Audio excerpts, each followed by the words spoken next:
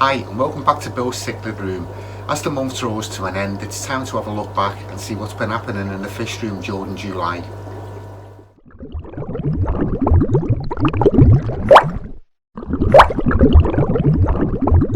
Yeah, so July, quite a busy month for me in the fish room. As you might remember, at the beginning of the month, on the 4th of July, we had the North West Cichlid Group table sale. So that was a good day out. Met loads of people I hadn't seen for a while. Yeah, good day out, not a bad turnout. What else has happened? The beginning of July, also went up to Wharf and managed to get a small group of the Thomas Cichlid Asfraki. Talk about them in a moment. I'll show you those where we're up to. And later on during the month, yeah, a trip over to Pier Aquatics and to Aqualife, which I did a video on those, so if you've not seen that video, have a look. Yeah, that was a good day out. So, first thing to mention really, I got contacted by Terry from Absolute, and they're actually bringing out a range of cichlid foods and medications, not just for cichlids obviously, but they're bringing them out under the name Cloverleaf. So yeah, he sent me a couple of packets to try out, so I've been feeding the fish on those for the last couple of weeks. There's also medications that he's bringing out, so you know, if you can see here, he sent me a packet of advanced bacterial delivery. So this is what you'd use if you were setting up a new tank, to put some bacterial into the tank to get the filter started.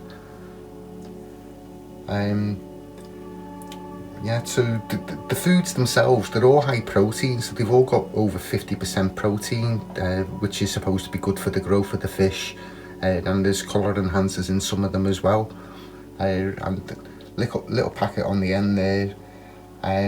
So yeah, that one's suitable for fry, so it's like a powder. And then we got this one, which is a sinking pellet, and these two which are floating pellets. So yeah, I've been feeding them for the last couple of weeks, and yeah, the fish are eating them, so that's always a good sign. So yeah, if you want to find more about these, or you actually want to buy some, I know Predator Aquatics are going to be stocking them in the next week or two, so like they're going to be putting them onto the website. So head over to the website and like have a look at the full range of products that he's going to be stocking. Bit of bad news really on the Thomas Cichlid Asfraki. As you know, I got them from Wharf Aquatics at the beginning of the month. Unfortunately, I've lost two of them. I put a photograph in of what was wrong with them, but I'm not quite sure what it was. It looked like a wound that had got like a fungus on it, but there's none of the fish in this tank that would actually be fighting with them. And there's not really anything that would be sharp edges that they could hurt themselves on, so I'm not sure what it is. Chatting to Paul, and he suggested getting some of the Escher 2000 and the Escher Exit and treating the tank with that. So it only come yesterday, and unfortunately I lost one on Friday and one yesterday. So it was a bit too late to treat the tank. I did try treating it with salt, but yeah, unfortunately nothing happened. But yeah, the four that are left, they still look all right. All the fry from the fenestratum, the pink fenestratum, they're all still doing well, and the group of rainbows, they're all doing well. So yeah, I'm not sure what it was. Yeah, so this is the Escher 2000 and the Escher Exit that I've got. So at least I've got them in now, so if anything happens in the future, I've got them in already. Yeah, so as you can see on the photograph, it did look like deep wounds in the sides that had all gone red. So if anyone's got any idea what it was, if they let me know, I would be grateful. The other thing to mention, the Amphilophus hugobuberum, I've took them back to Rica Predator Aquatics. She was laying eggs like once a month, as you know, in the divided tank, but the male just wasn't interested. So I thought that this tank that they were in, it's only a 4-foot tank, and with the divided, the male only had about 2.5 foot of space to swim round in. So yeah, I thought it's better better to take them back to Rick and like he can look after them better, give them more room. So he's setting up a section in the shop for actually breeding fish. So he's going to build them a tank, and in the meantime he's put them into a 10-foot tank, so he doesn't look so big in the 10-foot tank. So here's a little footage anyway from last week, just before I got rid of them.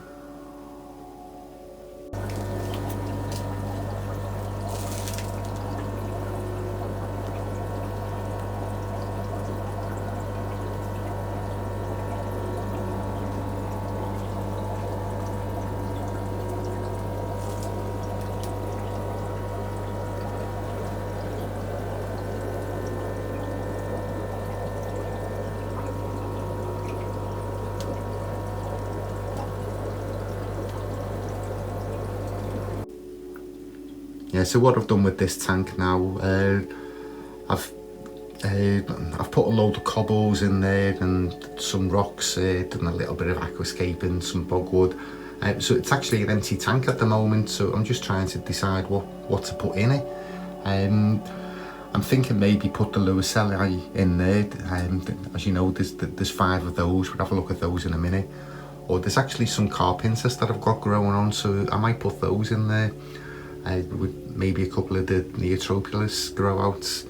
Yeah, so I'll decide over the next couple of days and put them in. But yeah, it's actually a nice feeling to have an empty tank rather than moving stuff around to fit stuff in.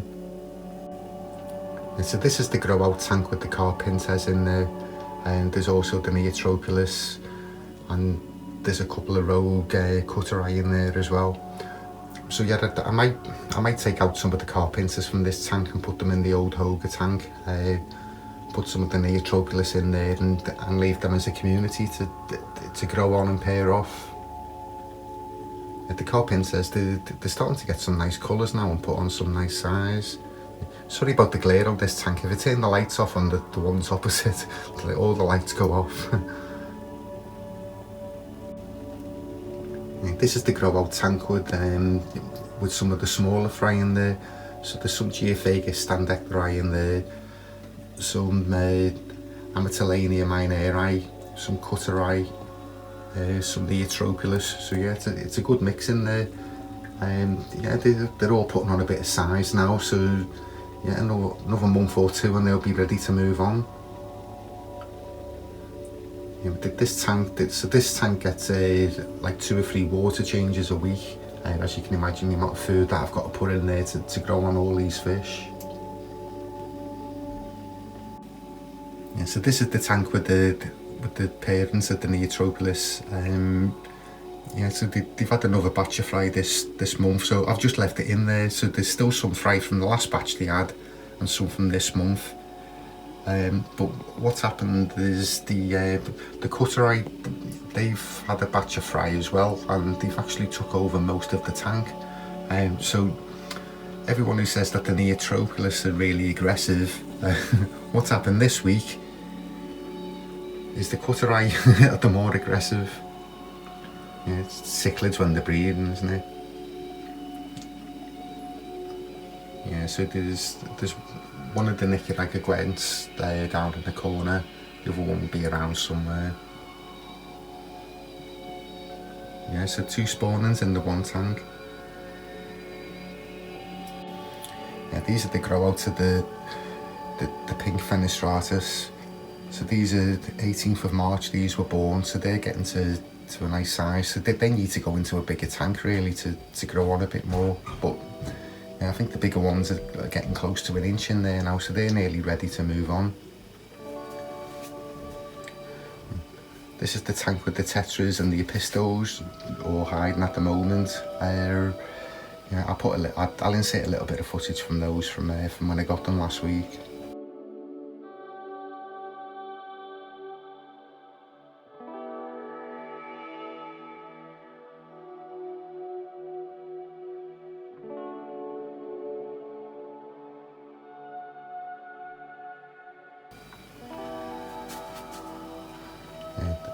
The rainbow fish, the Skull Creek rainbow fish.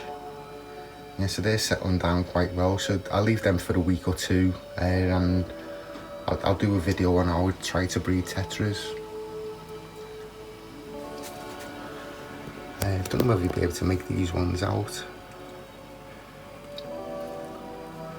This is actually Salvini fry that Rick from Predator Aquatics, he gave me a few yesterday to grow on and try and pair off. So they're in this tank with what was left over from the chocolate cichlids. There was only 4 of the fry left over, so they were in this tank by themselves. So when I was chatting to Rick, he said, yeah, I'd take some of these and grow these on.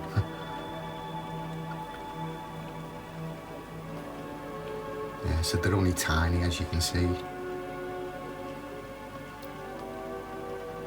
This tank, it's another batch of the pink fenestratus. So this is the ones that I took out of the tank when I put the Asfraki in there. As I say, I left the other ones in there because I had so many, but yeah, they haven't been ate. Yeah, so this is the batch of the normal colour fenestrati. So these were born the 1st of April. So yeah, they're getting quite big now, so they're just about ready to move on. Yeah, it's a bit cloudy, this tank. I haven't done the water change on it today.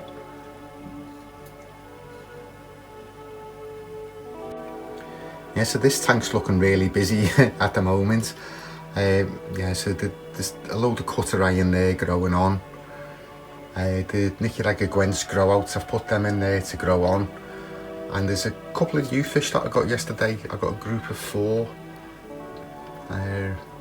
If I can find them. Yeah, there's one of them. So yeah, it's the Bocortai.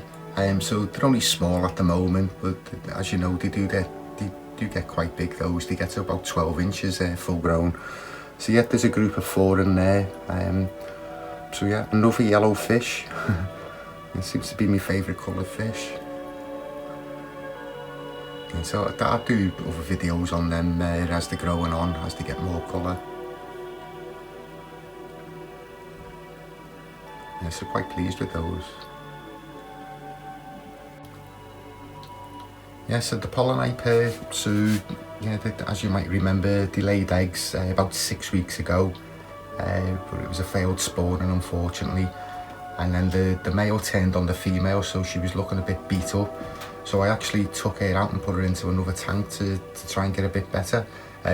What I decided to do this week is reintroduce her, put her back in the tank, and he's chasing around everywhere. So I put a divider in for a couple of days, and what actually happened is he coloured up. He's gone this fantastic colour with the blue spots.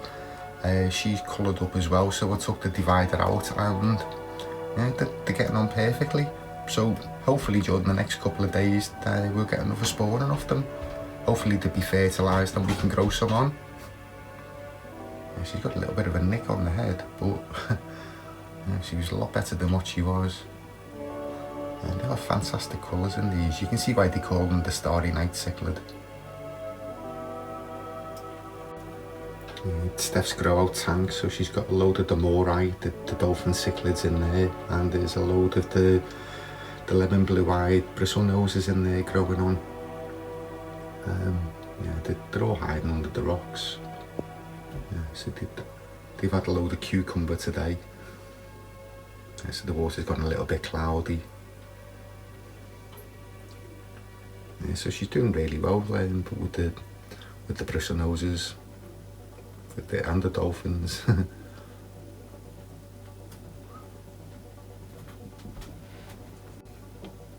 Yeah, so this is the Lewisselli and the rainbow cichlids and the Cuban cichlids tank.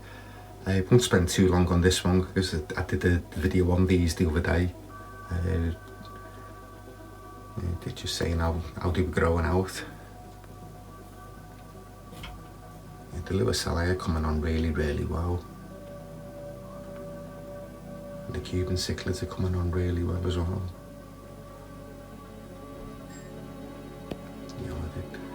Here it is.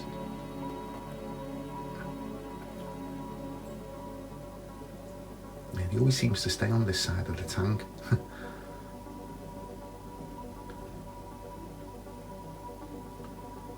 I'm assuming it's a male because it's the biggest one out of 3. The other two are similar size to each other, as you can see. I know when they actually get bigger that it's the females that have like most of the black markings, but to me it looks like two females and a male. The Lewis Selai, I still don't know how to sex those at the moment. Again, it's when they get bigger it's obvious with the coloration. And the shape of that one looks more like a female. But again, it's the biggest one out of them, so you would expect the biggest one to be the male.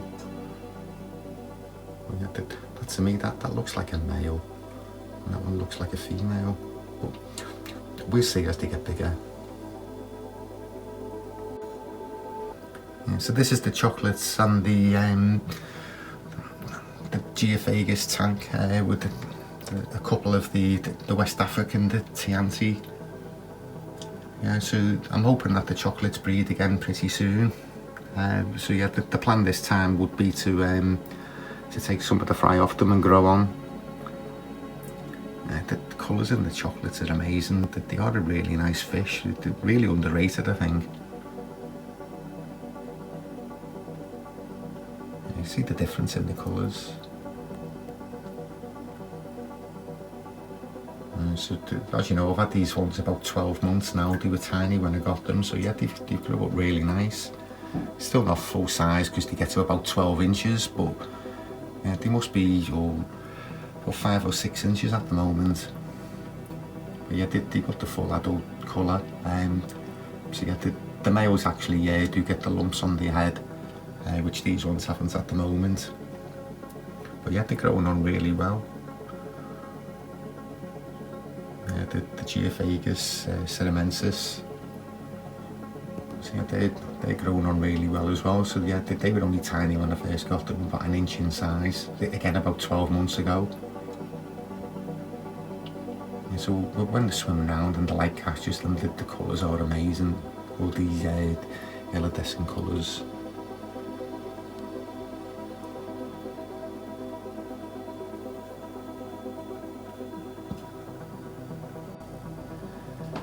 So the last tank to have a look at is the Costa Rican tank.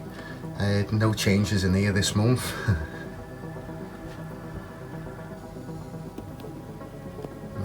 Robert Stone Eye's growing on really nice.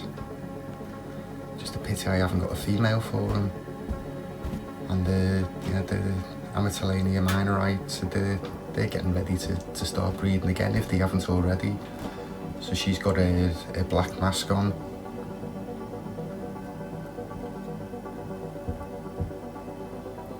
They normally go in this pot here.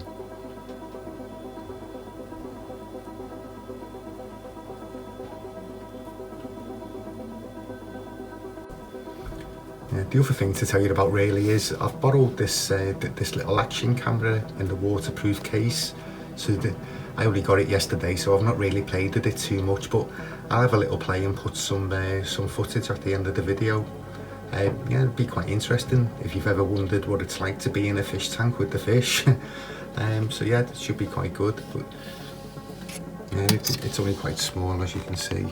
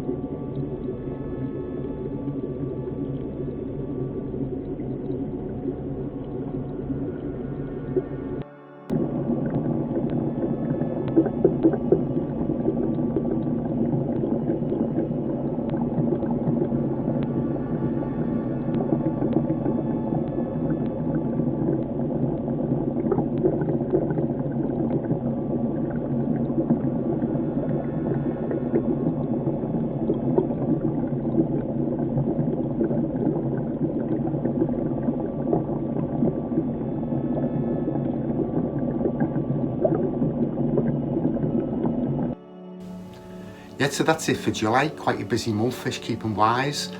Yeah, so I've been out to 4 different shops. Yeah, got some new species of fish. The only things breeding at the moment is the same stuff as I've already got growing on, so I've not been pulling any of the fry.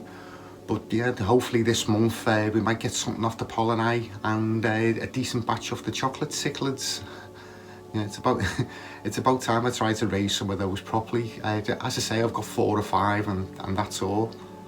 And yeah, so if you haven't pressed the subscribe button, please press the subscribe button, click the like button, leave comments if you've got any questions or anything, and I'll see you all next week.